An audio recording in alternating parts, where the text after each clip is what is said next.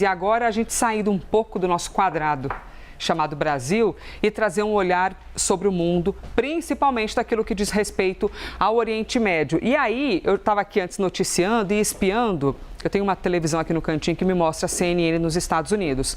Eles estavam falando sobre o envio, e ainda falam sobre isso de fato, o envio de uma delegação iraniana até o Paquistão para uma nova rodada de negociações. Vocês se lembram, não foi foi no fim de semana retrasado.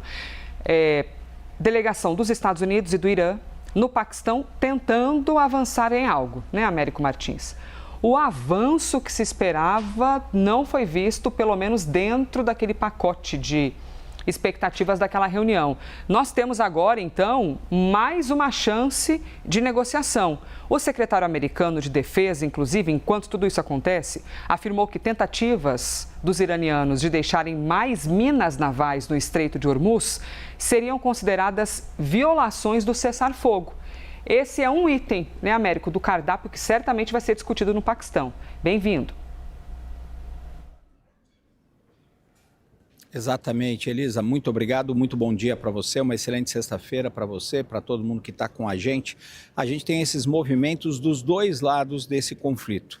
Em primeiro lugar, o governo do Irã e também os mediadores do Paquistão, que é o país que está mediando as conversas entre Estados Unidos e Irã, os dois confirmaram que uma delegação iraniana, muito provavelmente liderada pelo seu ministro das Relações Exteriores, o Abbas Araghchi, vai a Islamabad ainda nesta sexta-feira para participar de conversas sobre uma possível solução pacífica para esse conflito. Ainda não está claro, Elisa, se essas conversas vão ter algum tipo de envolvimento dos Estados Unidos ou se serão conversas preliminares entre o lado iraniano e os mediadores do Paquistão. Mas já é um sinal positivo, porque até aqui o Irã dizia que não iria participar de nenhuma conversa enquanto uma série de movimentos dos Estados Unidos não fossem feitos, inclusive o levantamento daquele bloqueio naval que está sendo feito pela Marinha dos Estados Unidos na região do Estreito de Hormuz.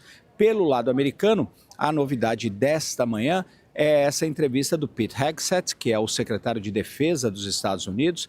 Ele deu uma entrevista ao lado do Dan Kane, o general responsável pelas principais ações ali dos Estados Unidos, o principal general americano, e o Pete Hegseth disse essa informação que você deu, de que os Estados Unidos vão considerar um ato de guerra e uma violação do cessar-fogo qualquer nova mina naval que o Irã eventualmente colocar nas águas do Estreito de Hormuz.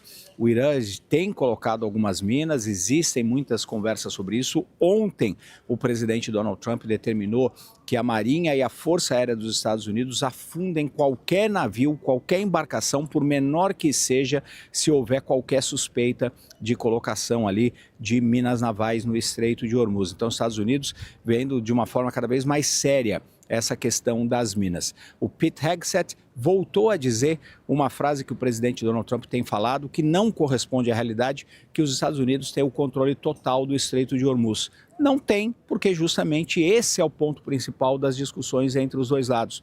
Os Estados Unidos não conseguiram liberar o Estreito de Hormuz. O que eles fizeram foi um segundo bloqueio para impedir o tráfego de embarcações do Irã. E isso eles têm conseguido fazer, mas eles não conseguiram liberar o Estreito de Hormuz. Então é o Pete Hegseth e também o presidente dos Estados Unidos, Donald Trump, tentando mais uma vez reverter a narrativa, reverter a verdade do que está acontecendo no Estreito de Hormuz. Agora, o Pete Hegseth também disse que outras embarcações iranianas podem ser abordadas e podem ser apreendidas pela Marinha dos Estados Unidos, como aconteceu ontem também no Oceano Índico, quando dois navios petroleiros do Irã, que eram navios que tinham sanções contra eles, por conta das econômicas contra o país, contra o Irã, eles foram abordados e apreendidos pela Marinha americana. O Pete Hegseth disse que os militares americanos provavelmente vão fazer outras ações desse tipo, ao mesmo tempo em que o Irã acredita que poderia ter passado pelo bloqueio.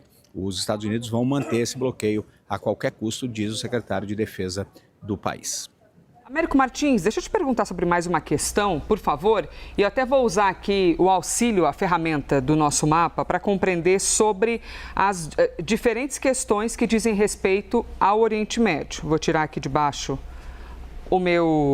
a minha caneta que está aparecendo. Bom, a gente está falando aqui sobre Estreito de Hormuz, tudo que ocorre nesta região em relação ao território iraniano e as medidas, principalmente da Guarda Revolucionária.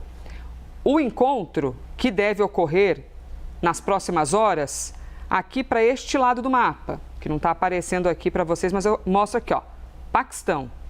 É para cá que as delegações vão. Porém, entretanto, todavia, além do que ocorre aqui, nós temos uma questão que é aqui no mapa, ó, Israel e Líbano.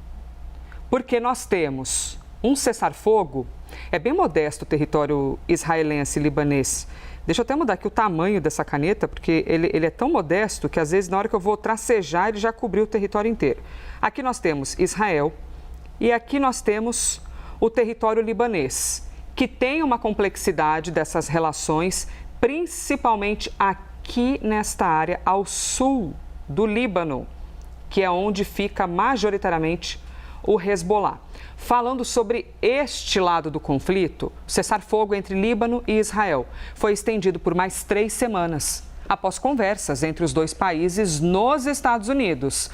Só que, Américo, quando a gente recebe uma informação de estender o cessar-fogo, a gente é tomado, lógico, pelo sentimento de ufa, que bom, menos mal, menos gente sofrendo.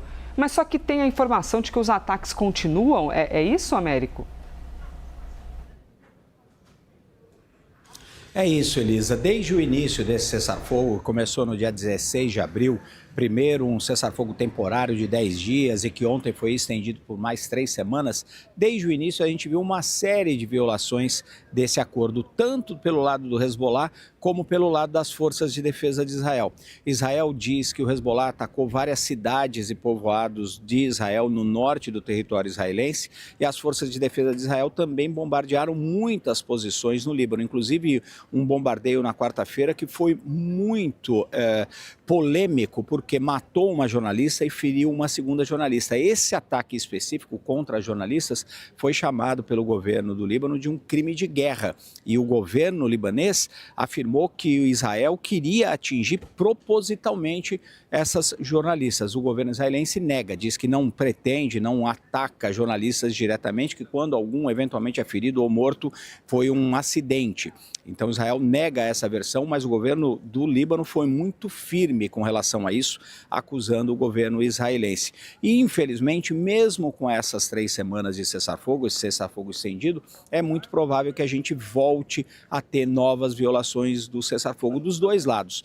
O Hezbollah, que tem uma milícia, que é a milícia envolvida nessa guerra, e que é considerado uma entidade terrorista por muitos países do Ocidente, pode tentar boicotar simplesmente esse processo. E Israel, além de continuar ocupando o sul do Líbano, também se mantém o direito de atacar o Líbano. Então é um cessar-fogo que ajuda, mas não resolve tudo. Ajuda pelo menos porque a gente não tem mais aquela guerra aberta, com milhares de mortos no território libanês. E tem um outro aspecto, Elisa, que ajuda nesse processo, que é o seguinte: se você tiver uma paz pelo menos relativa no Líbano, você ajuda a conversa principal entre Estados Unidos e Irã. Por quê? Porque o Irã dizia que a questão do Líbano precisava fazer parte de qualquer cessar-fogo, que Israel não podia continuar bombardeando o Líbano, porque se isso acontecesse, o Irã não ia participar de nenhuma conversa. Como estendeu-se esse cessar-fogo, isso dá a oportunidade, abre um espaço para uma conversa melhor entre Estados Unidos e Irã. Agora, isso também não é garantia de nada, porque as questões que estão à mesa para discussão entre Estados Unidos e Irã são muito complexas e não há movimento de nenhum lado. A questão, por exemplo, do que vai acontecer com o urânio enriquecido do Irã, se o Irã vai ter permissão para usar urânio para sua energia civil, energia elétrica, e especialmente o que vai acontecer no Estreito de Hormuz. Como a gente acabou de falar, e Irã continuam fechando o Estreito de Hormuz e a gente tem um bloqueio duplo nesse momento. Está absolutamente fechado o Estreito e isso tem um impacto econômico muito sério e muito negativo.